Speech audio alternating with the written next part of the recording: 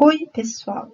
Vamos abordar aqui a solução dos exercícios sobre transformações lineares que envolvem determinar a imagem e núcleo de uma transformação e trabalhe com as transformações no plano. Neste exercício, queremos determinar o núcleo, a imagem e a dimensão de cada um desses conjuntos, considerando a transformação linear T do R3 no R3, definida por T de x, y, z igual a x, 2y e 0. A imagem, que é o vetor do R3 resultante dessa transformação, é formada por todos os pontos da forma x na primeira coordenada, 2y na segunda e z na terceira. Assim, podemos escrever na notação de conjunto que a imagem de T é o conjunto de todos os pontos do R2, que tem x na primeira coordenada, 2y na segunda e anula a terceira coordenada, onde x e y são números reais.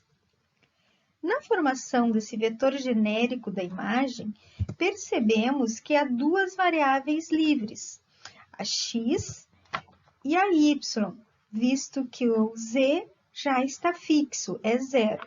E assim podemos escrever que esse vetor de coordenadas x, 2y e 0 pode ser escrito como a soma de dois vetores, onde colocamos no primeiro só os termos em x, que aparecem nas coordenadas, e no segundo os termos em y, que aparecem nas coordenadas, ficando x, 0 e 0, pois só há o termo x na primeira coordenada, e 0, 2y e 0, pois só há termo 2y na segunda coordenada.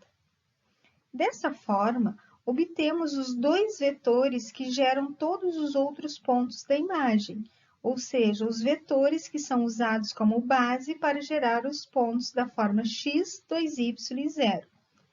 Para identificar as coordenadas desses dois vetores, basta escrever cada um como uma multiplicação por escalar por x e y. E assim, obtemos que os vetores são 1, 0, 0 e 0, 2, 0. Esses são os vetores que geram a imagem. Então, na notação de subespaços gerados, podemos escrever que o conjunto imagem da transformação é gerado pelos vetores de coordenadas 1, 0, 0 e 0, 2, 0. Contando o número de vetores que são necessários para gerar esse espaço, concluímos então que o conjunto imagem é gerado por dois vetores. Assim, a dimensão é também 2. Vamos agora determinar qual é o núcleo dessa transformação. O núcleo de T é formado por todos os vetores do R3 que anulam a transformação, ou seja, os vetores de coordenadas x, y, z que resultam no vetor nulo. Para determinar quais são esses vetores, substituímos no lado esquerdo da equação a expressão dessa transformação, que é x, 2y e 0, ficando com uma igualdade de vetores, de onde obtemos que x igual a 0, y igual a 0, pois para que 2y seja 0, y deve ser 0. E z é uma variável livre, pois da equação 0 vezes z igual a 0, percebemos que z pode ser qualquer número real, visto que qualquer número real multiplicado por 0 dará 0. Então, podemos escrever que o núcleo da transformação é o conjunto formado pelos pontos da forma 0 na primeira coordenada, 0 na segunda coordenada e qualquer número real na terceira. Como só temos uma variável livre, esse conjunto tem apenas um vetor gerador, que é o vetor de coordenadas 0, 0, 1, pois quando multiplicado pelo número real z, vai gerar um ponto desse conjunto. Assim, o vetor 0, 0, 1 gera o núcleo de T. Observando que o núcleo é gerado por um vetor, concluímos assim que a dimensão do núcleo também é 1. partir desse exercício 10, vamos trabalhar com as transformações no plano. Determine a transformação representada pelas matrizes a seguir e mostre seu efeito graficamente no quadrado com um dos vértices na origem e localizado no primeiro quadrante. Assim, queremos determinar qual a transformação definida pelas matrizes A, B e C e aplicá-las nos pontos do quadrado unitário que tem vértices 0, 0, 0, 1, 1, 0 e 1, 1. Temos três transformações do plano no plano, pois são matrizes de ordem 2 por 2. Observando os elementos de cada matriz, podemos identificar o tipo de transformação. Por exemplo, na matriz A, os elementos da diagonal principal são 1 e temos um fator 2 na primeira linha e segunda coluna. Assim, associada à matriz A, tem uma transformação que representa um cisalhamento de fator 2 na direção x. Multiplicando a matriz pelo vetor genérico do R2xy, obtemos que T transforma esses pontos calculando x mais 2y na primeira coordenada e mantendo y na segunda. Aplicando essa transformação nos pontos que são os vértices do quadrado unitário, obtemos que a origem é levada na origem. O vértice 0, 1 é transformado no ponto 2, 1. O vértice 1, 0 é transformado no ponto 1, 0. E o vértice 1, 1 é transformado no ponto 3, 1.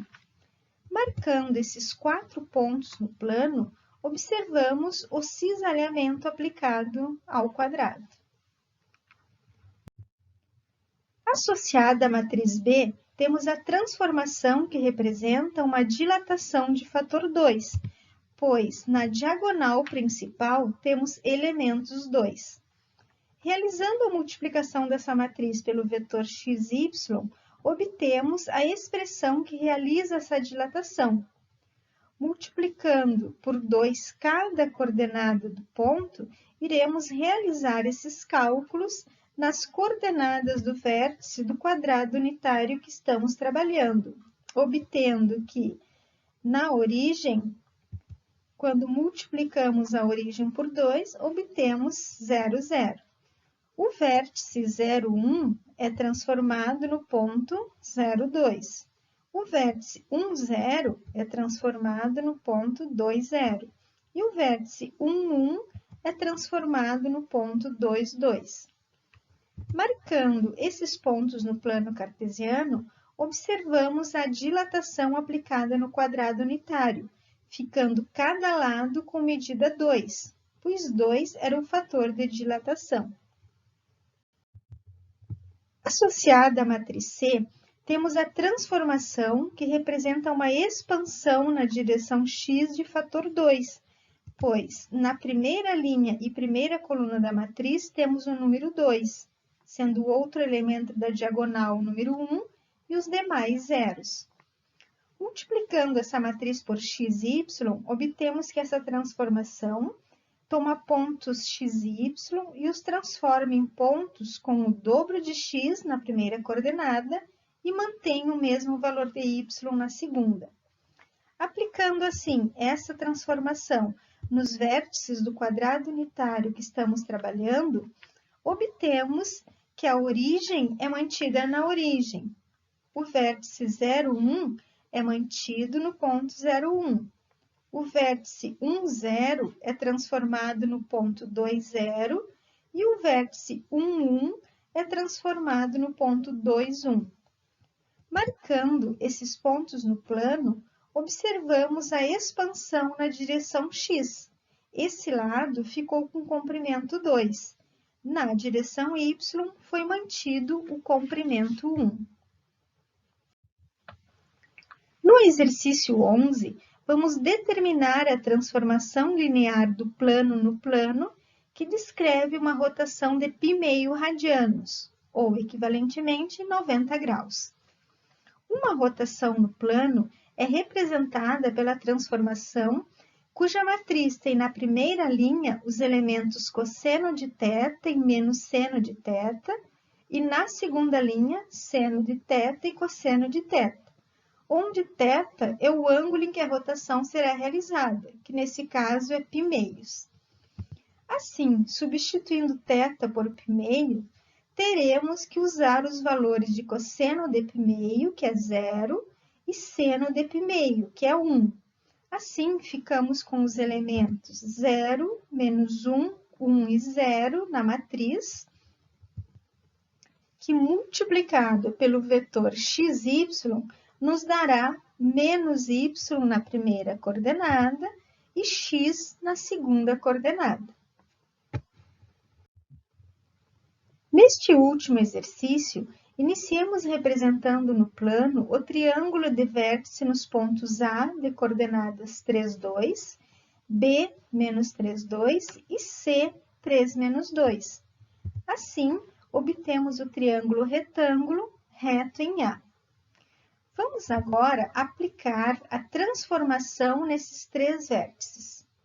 Como a transformação toma um ponto de coordenadas x, y e o transforma em outro de coordenadas menos x e 2y, aplicando em 3, 2, trocamos o sinal de x igual a 3 e multiplicamos por 2 o valor de y, que é 2, gerando o ponto menos 3, 4.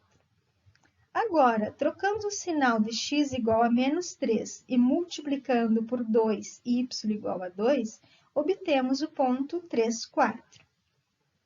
Trocando o sinal de x igual a 3 e multiplicando por 2 o valor de y igual a menos 2, obtemos o ponto menos 3, menos 4.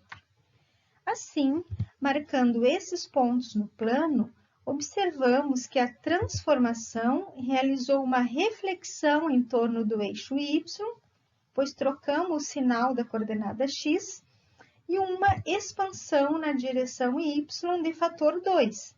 Percebemos que o lado paralelo a y dobrou de comprimento. Com estes exercícios, abordamos a definição de imagem e núcleo de uma transformação e trabalhamos com algumas transformações no plano.